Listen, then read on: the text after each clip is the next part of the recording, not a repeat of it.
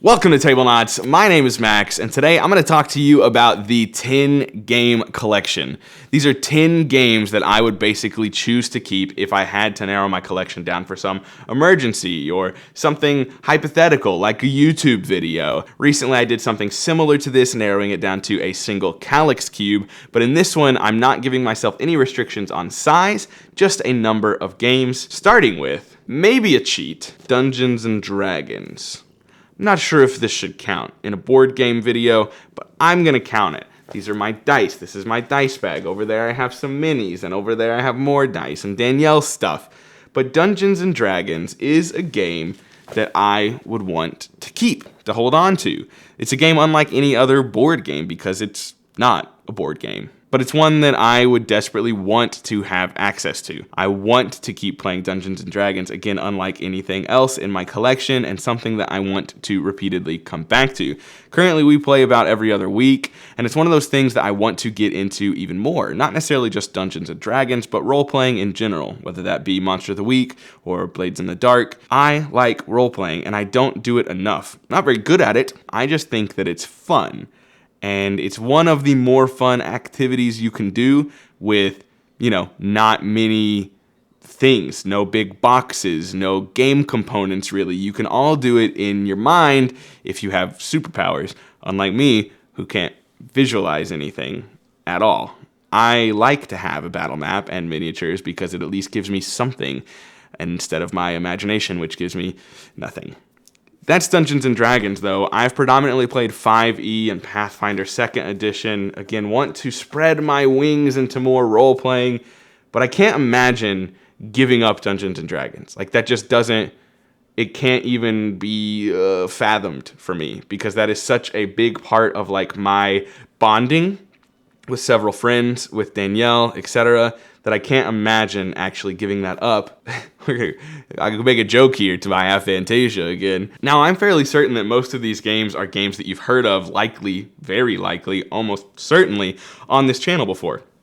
These are going to be some of my favorite games. This is not going to be my top 10 in order by any stretch of the imagination, but these are some of the games that I need to hold on to for one reason or another, and I'm going to do my best to explain why. This game, you've heard me talk about a lot. It is top 20 material for me, and this is Awkward Guests. Now, I do also own Scandal O. I've yet to play the actual production copy, but for me, theme-wise, Awkward Guests is a bit cooler for me. Maybe color-wise, Scandal O's got that going for it, but this is Clue, but better in every way. This is a game that can be played solo, with 2 people, 3 people, 4 people, 5 people, 6 people. I think it can play all the way up to 8. I don't know if I'd want to play it at that high player count, but it has the flexibility of a game if I'm only keeping 10 that I need it to have. I need games to be flexible if I'm only keeping 10 games. If they're going to make the collection, they need to play vastly different player counts. They need to accommodate lots of different people,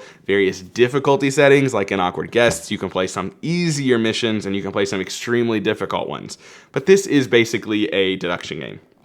It's Clue, but better in every way. And there's an app, and you can put your guesses in the app, and so no one can just be like, oh, you were wrong, but you can't play anymore because you now know the answers. Well, the app will tell you. There's also unlimited scenarios, thousands. I'll never touch them, never even come close to it. It's a game that Danielle likes. It's a game that my parents like. It's a game that I love. This is a cornerstone of my collection for many of the reasons I just listed. It's one that can be played with anyone, at any player count, at any difficulty, and over again. I love deduction games. If you also enjoy deduction games, this is an absolute hard recommendation for me. I definitely think you should check out Awkward Guests. It's fantastic, and I can't imagine getting rid of this one. Number 3 on my list, again, a game I've talked about so many times. I'm not going to mull over these for awfully long, but this is Monikers. I have a caveat here. If I was allowed to just make things off of a piece of paper, I think a lot of people play Fishbowl, is what this is called, maybe? And it's just papers that you write down guesses on, and that's it. Because that's all this game is. There's not any real components, it's just cards. But I love Monikers. It is still my favorite party game. I absolutely adore it. It gives me such good memories and experiences, and I have had some of the best times of my gaming life with this game in front of me. whether that be with Jeff and Jamie all the way up in Canada, whether that be with friends at the lake house, or anywhere you can imagine. This game brings out the silliness of everyone, and it gets you out of your shell and out of your comfort zone. That's Moniker's my favorite party game, I think, of all time. It's got to be, right? It's got to be. There are a couple that are close, but this is still number one. Fourth game on my list is a game that I've not played nearly enough, but one that I desperately want to revisit sometime soon. It also has expansions that I've still, unfortunately, yet to play, and one of the more unique themes, at least in board games, to this date. And I don't mean that as in unusual or weird, I just mean it as something I haven't seen done well anywhere else. And that is Obsession. This is by Kayenta Games, Dan Halligan, and it is a Pride and Prejudice board game. It is everything you want from matchmaking and politics and intrigue and building up your house and gaining reputation, all boiled into a board game. I'm not even sure what to call this, because you could call it something with deck building and tile placement and worker placement, action stuff, but it's none of those, and yet all of those at the same time. Maybe action selection is just a broader, better term to describe Obsession. But this is a game where you are trying to raise your house from the lowest of lows to the highest of highs and claim one of the match-made... I'm trying to think of Bridgerton, where they call them something. The diamond? The season's diamond into your family, into your house name. And honestly, it's just such a unique theme. Again, it's not weird, it's not Cosmic Frog level interesting and unique, but it's done extremely well for a theme that I've yet to see done anywhere close to this well in board games so far. This is a game that I love. This is a game that Danielle loves. This is a game that I think others, my parents, Emily and Josh Doolin, otherwise, I think they would all like this game as well. It's just really good. It's not like the best game ever, but it's really good and different. And it's one that can just appeal to a vast variety of people with its interesting theme, but yet deep gameplay. And there's a couple different ways you can play it and variants you can add in. Again, I haven't even used the expansion. But for me, this is a game that I love and gets the nod into this selection because of like Danielle's love for it, or the fact that I can get other people to table this that wouldn't normally play, you know, another board game like Cosmic Frog, like Spirit Island. Like this and like Glenmore with like the Scottish themes are something that's going to appeal to other people that something else wouldn't appeal to them. So I do love this game, but it gets the nod into my 10 game collection because of how much it appeals to other people, meaning I should and will be able to play this game more because of that and that alone. Let's mark the halfway point with the two that I'm probably the most giddy and excited about right now. I'm absolutely head over heels for these games, and they are certainly not leaving my collection. And I could be content with a collection of just these two games, probably. We're going to go one at a time. I'll leave you a little suspense for the next one. But the first one is a game that is fairly new to me. I'm head over heels, like I said. I've only played it 3 times. But honestly, that's 3 times in like a week and a half, 2 weeks maximum. So that's pretty good. I played it once last night, and I played it again the night before, and then again like a week ago. So this is a game that is fresh, it's new, I'm still discovering it, I'm still trying to figure out how to be good at it. I've had an epic victory, and I've had disgusting losses where I'm at 4 points and someone else is at 11. That may give this game away, and for that, let's go ahead and bring it out. This is Dune Imperium.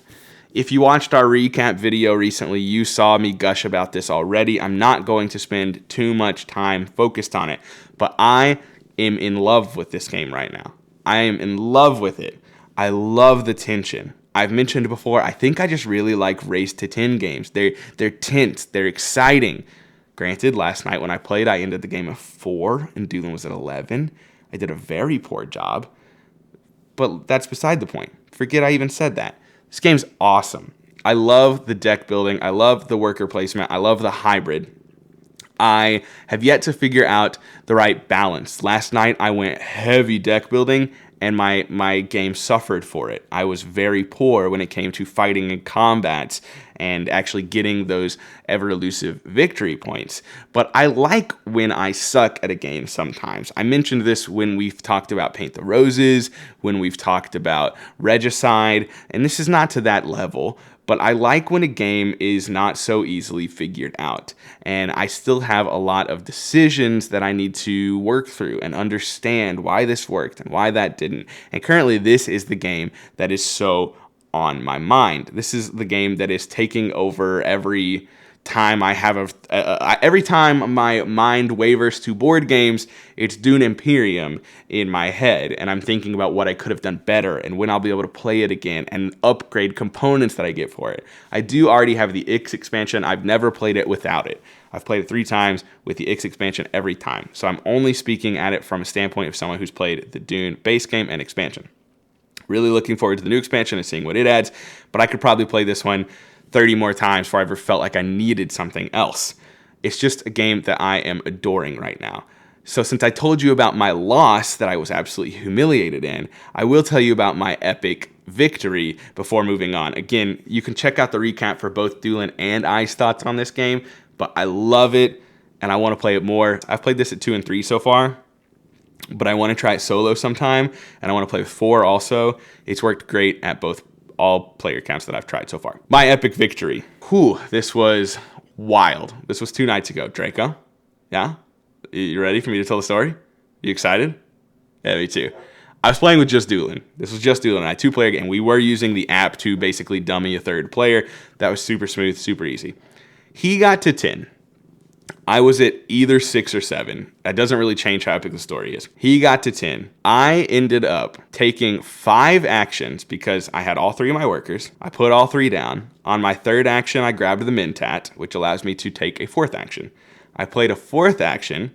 I then had an Intrigue card that allowed me to pull a worker back, playing a 5th action, which allowed me to steal one of his alliance markers, bringing him down from 10 to 9 and me up from 6 to 7 or 7 to 8. I don't recall.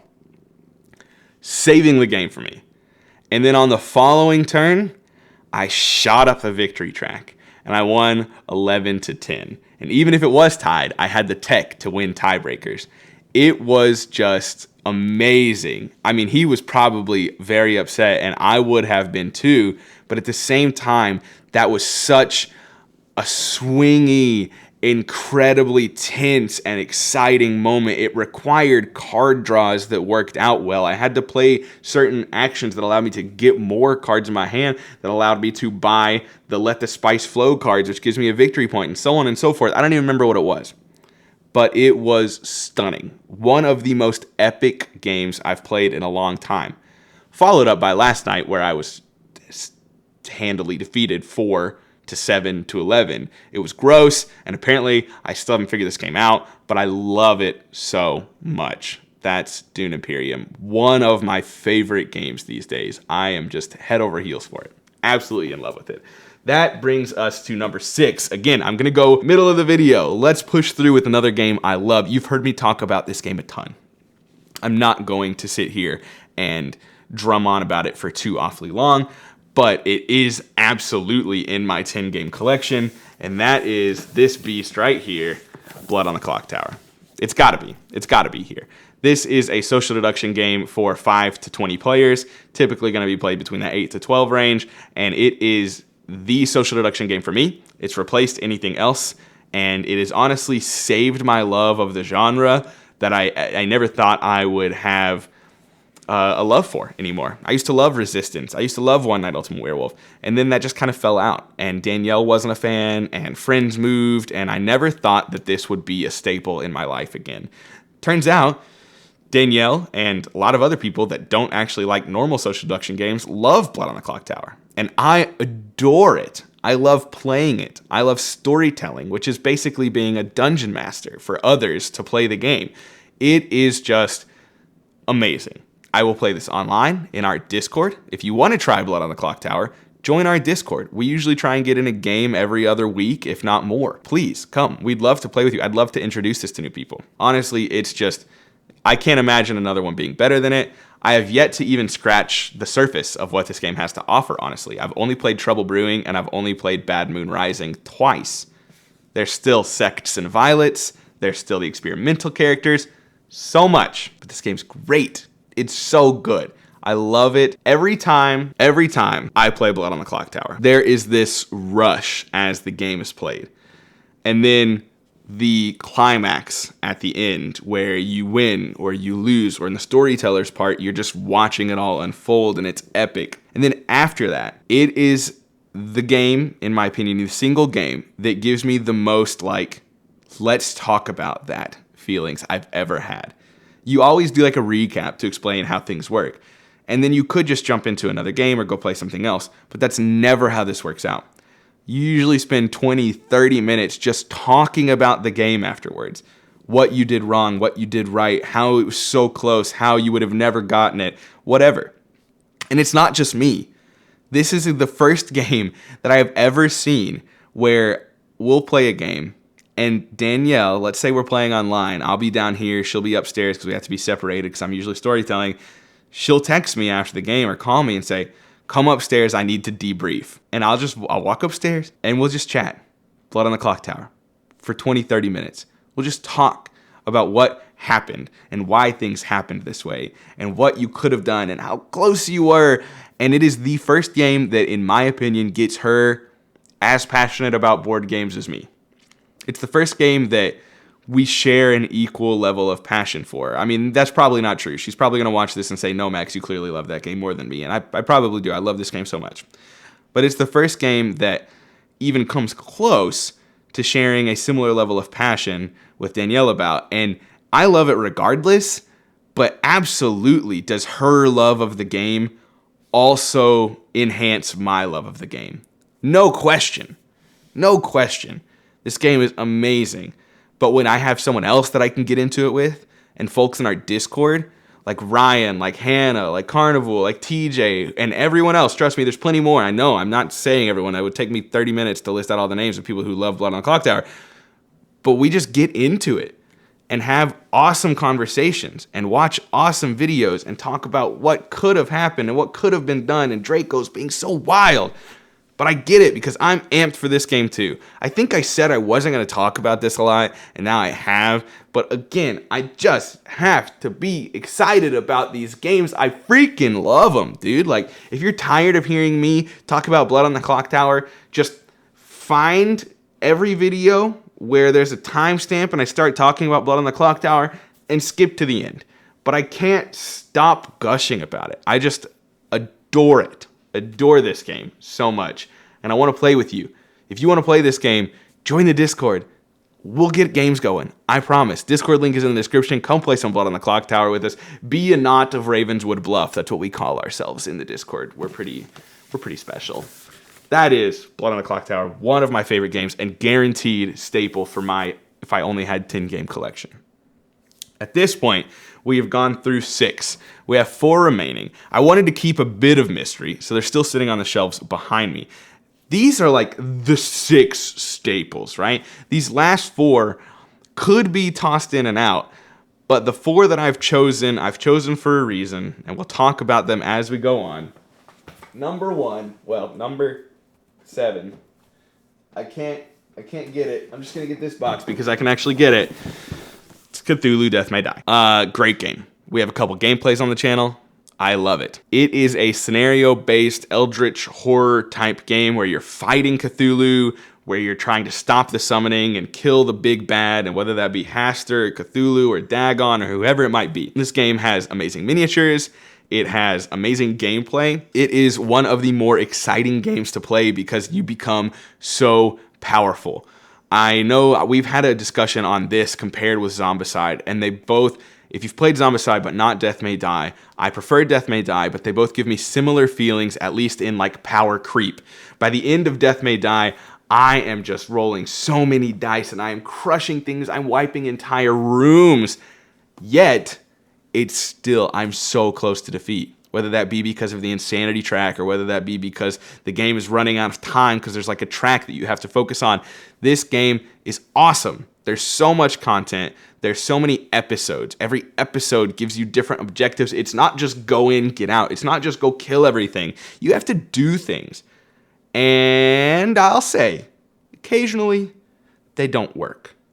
I did not like episode 1 of season 2 at all. At all. I don't know if I've talked about this on video before, but if you have Death May Die season 2 and you go to play episode 1, I sincerely recommend you Google it or read about it first and see what the problem might be, because it was literally just like so luck-based, unbeatable because of how the luck turned. And I was like, nope, I'm not going to restart this twice more because of we flipped a token that we weren't meant to flip. I hated season 2 episode 1. Hated it. The people that I played with were like, oh, that was still pretty fun. I was like, guys, I'm sorry. It's like, I did not know that was going to be a bad episode coming in. I'm sorry. And they're like, no, that was a good time. I was like, just you wait. Like, this was terrible. Just you wait until we play an actual scenario. I've probably played this game 15 times. I've played scenarios 1, 2, and 3 from the base core box like 3-4 times each. And that's it. I've never really gone past that. And I still have a blast. You get to pick one of many characters. You get to pick one of many episodes. And you just get to go roll some dice, fight some monsters. And I don't care if Cthulhu would look at me and I die. I'm going to kick him. I'm going to shoot him. I'm going to throw a grenade at him. I'm going to punch him. And I'm going to have a freaking blast doing it. While I'm doing that, I don't care if it doesn't make thematic sense. I will punch Cthulhu to death over and over again in Cthulhu Death May Die. This game's awesome. I will say, I have the core game Season 2 and the Unspeakable box. I've actually yet to really dive into much of Season 2. Episode 1 was very disappointing, but I hear the rest of them are quite good. But the Unspeakable box adds a lot of content. Do I think you need it? No, it's absurdly expensive. You don't need it. But it does add a lot of content. So I just want to preface that with, I do have everything. I'm privileged to have everything. And that's where my point of view is coming from. I still think the core box is an incredible amount of value and incredibly fun. That said, Cthulhu Death May Die. Easily one of my 10 games that I must keep. For my 8th game on my 10 game shelf, we have Draco. Actually, we have Forbidden Stars, the Warhammer 40k Fantasy Flight Games game. This is an epic, big area control game where you are rolling dice, you're playing cards, you're maneuvering around the map, you're collecting resources. It's epic. I thought about this before I pulled it out. This is, to me, my War of the Ring. And I don't mean that this game is that. I don't mean it's better than that. I've never played War of the Ring. I've never played the new Dune one that I really want to try because I'm obsessed with Dune right now. But this is my epic 2-player head-to-head game. This can be played at 3. This can be played at 4. I've never played it at 4, and honestly, I'm a bit scared to. This game is long, and I can imagine 4 being even longer and full of chaos. Do I want to play it? Yeah, absolutely. I want to try it. Do I think it's going to go well?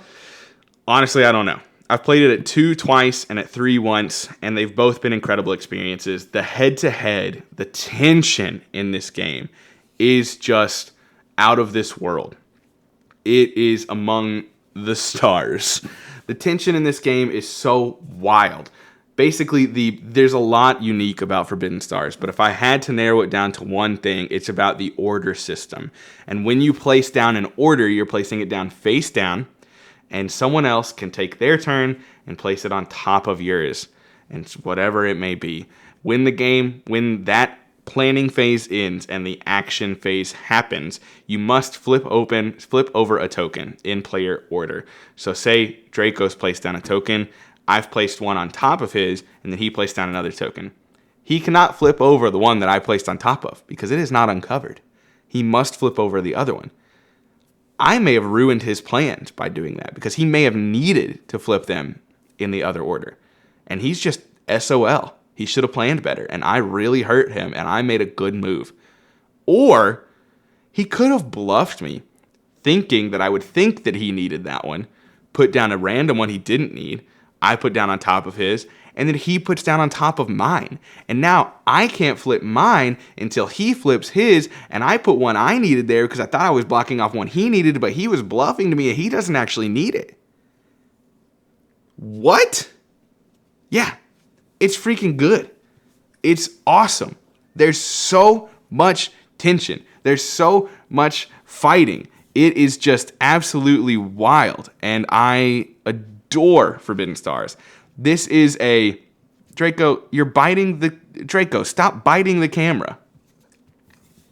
Cats, why are you... Stop biting the camera. I never thought I'd have to say that. Stop biting the camera. Oh my gosh. You guys are nuts today. Forbidden Stars is a fairly rare game. It's out of print. It's kind of hard to get a hold of. It's not like the most absurdly expensive game in the world, but it is up there. And that's half the reason why it sits here. This is a game that I'm going to play once every 6 months probably. And I'm going to love it every 6 months. But it is not a regular play game for me. It is not one that I foresee tabling very often, but it is still one of the 10 that I wanted to have in my collection as my big box 2-player game. Well, again, you can play with 3 or 4, but like this is what's going to give me that experience. I still want to try War of the Ring. I still want to try all those games, but this is incredible. Also, combat in this game, so cool. There's deck building. You can do unique stuff. You can buy cards that you would this game and wouldn't the next game, and your game plan is entirely different. There's asymmetric factions. God, I barely even talked about this game. Asymmetric factions that make the game wildly different, whether you're playing the Eldar or whether you're playing the Chaos Space Marines or the Phobos Space Marines or the Orcs. It is just awesome. So much to love about this game, and I desperately want to keep playing it again. The downside to Forbidden Stars is it's big and it's long and it's hard to table. And I still, with that, all that said, I still need to hold on to it. It's such a good game. Down to 2. I want you to look at my shelf and try and make a guess. To me, there's like 3 choices here. I'm going to actually explain what my choices are. Because for me, I'm making a choice between 3 games right now. There's lots of games that I love. There's Too Many Bones, which I never want to get rid of. I want to always have, but that's not actually one of my choices here. There's Cosmic Frog. Okay, maybe I have more choices than I thought. Okay, all right, you know what? Wonderland's War, Cosmic Frog, Too Many Bones, Spirit Island. That's a lot. That's a lot of games. And I have to pick 2 of those. Crap. I really should have planned out exactly. I was trying to do this on the whim. I picked out the first 7, but I was trying to, like, on the whim, make decisions. I regret that. There's now 5 games that I am just unsure on. Oh no. Your boy has made a mistake not planning this far ahead. I'm thinking about my criteria for this list, and that is variability on player count. That is ability to table it with more people. And I'm going to walk you through my thought process here. Why not? I already messed up. I planned on having this ready and I didn't. But let's walk you through my thought process because maybe that's interesting. Cosmic Frog, I can't keep it. I love Cosmic Frog. It's maybe one of my top 10 games of all time. But when I'm talking about only keeping 10 games, player count variability and accessibility is huge. And that is just not it. You want at least 3. I don't think I'd ever want to play Cosmic Frog with 2. And it is weird and wild and wacky and World Wide Web.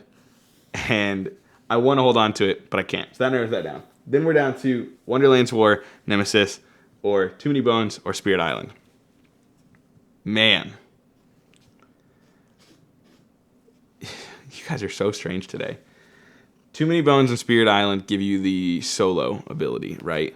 Nemesis and Wonderland's War, not really. Okay, I've got my 9th. I'll figure out my 10th in a minute. My 9th is going to be... Oh my gosh. This big boy. Wonderland's War. And I say this because of the criteria that I gave it.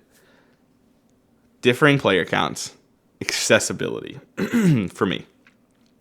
This is a game that I've played at 2 and I've played at 3, and I imagine it would be great at 4 also. Probably best at 4. But at 2 and 3, it's awesome. I love it. It takes a bit of time. Production is amazing. It's unique, and it has the area control and the bag building. It's really something else. The biggest complaint about Wonderland's War is the duration of the games and also the setup and teardown time, which can absolutely be a lot. That said, though, this is a game that I can find myself playing with almost anybody. It's not a hard game. It's long. There's a lot of strategy still, but it is a game that I could teach to easily. Danielle, she's not played yet, but I want her to easily. She'd have no problem. My parents, non-gamers, anyone like that, this game is absolutely accessible for. It's got the theme, Alice in Wonderland. It's got the art, freaking gorgeous, Manny Tremblay. It's got the production quality, and it's just really, really fun and cool. I love Wonderland's War. I was uncertain if it would make my top 10, but after giving it a little more thought live on camera, this definitely deserves to have a spot in my 10 game collection. Love that game. Okay, back to my decisions here. I am basically down to Too Many Bones, Spirit Island, and Nemesis. Too Many Bones and Spirit Island give you the solo ability, but also not certain that I'd really want to play them above 2. So I've not played Too Many Bones above 2. I've only played Too Many Bones at 1 and 2. Spirit Island I've played at 3 and it was good. So maybe I shouldn't say that. But Nemesis, I think you can play 2. I think you can play 3. I think you can play 4. Man, this is a tough call. Spirit Island, Too Many Bones, or Nemesis. So I'm gonna go with the game that I didn't expect to choose here. In fact, it is probably, I don't know if I want to say it's my least favorite of the 3. I'd have to check my rankings. I'd have to reconsider that. But it's not the one I expected to pick at this slot. But I have my reasonings. And that is going to be number 10.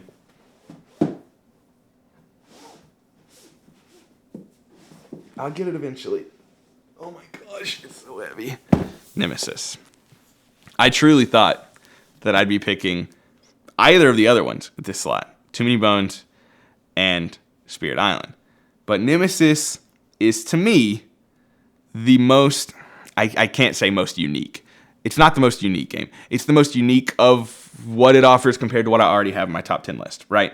So I think probably Spirit Island and Too Many Bones might even be more unique than Nemesis. But when I look at the 10 games that I have in front of me, I was thinking about solo ability, right? I've already got Awkward Guests. I've already got Obsession. I've already got Dune Imperium. And I've already got Death May Die, all of which can be soloed quite well. However, when I look at any like horror, nope, Death May Die, I guess, but like it's different. When I look at any Hidden Traitor, obviously, Blood on the Clock Tower. But other than that, nothing there, really. When I think of anything that is, like, incredibly tense co-op, I don't think of Death May Die as an incredibly tense co-op. It can absolutely be, but I see that more as, like, a beer and pretzels, have fun, roll lots of dice, win, fight, kill, die. That this is incredibly thematic and tense and really just a lot of atmosphere inside Nemesis, in my opinion. And to me, I think that does enough to get its spot here at the 10th slot of my 10-game collection. If you've not played Nemesis, it's a co-op, hidden traitor, semi-co-op then, hidden traitor survival game about, basically, if you've seen the movie Alien, you've seen the movie what Nemesis would be if it were a movie. It's not Alien, it's Nemesis. But if you've seen Alien, you know what Nemesis is. You're on a ship, aliens are surrounding, you're making noise moving around, you're trying to repair the ship, you're trying to get to your destination, you're trying to discover which one of you, if any, are bad guys, like Battlestar Galactica, Cylons. And maybe it's one of you, maybe it's none of you. But the consideration, the tension of, oh, is he evil? Doolin just repaired the engines. Is it possible he actually broke the engines? Should I go check them myself? That would take me a long time to get there. Ooh, Kenny's navigating. Did he point us to Earth? Or did he maybe point us to Mars? So many different things in this game. There's cards to add to your hand. There's items and weapons. There's certain asymmetric factions or characters. You've got medics. You've got soldiers. You've got engineers. You've got whatever. They're all unique in their own way. And they add to this experience of just a every man for themselves, yet co-op at the same time type thing. It's a game that is not entirely unique in its own category, but when I look at my 10 game collection, it is the game that to me adds the most of those few I was deciding over to keep in the collection. You know, this is a lot harder than I thought. I really thought this was going to be pretty easy. I just made a video talking about how I don't need to own any games. And then I was like, okay, what if I narrow it down to 10? It's a lot more than 0. It's 10 more than 0. That was still very hard. These are my 10 game collection. This is my 10 game collection. I'm going to throw it all up on the screen while we're here chatting. Maybe you can look at this and tell me, do you think I did a good job? Do you think I did a bad job? What would you have put in your 10 game collection? Let me know down below. I'm running out of room and oh my gosh, things to say. And if you enjoyed the video, please like and subscribe and let me know what we should do next if you're interested in seeing something. This is my 10 game collection.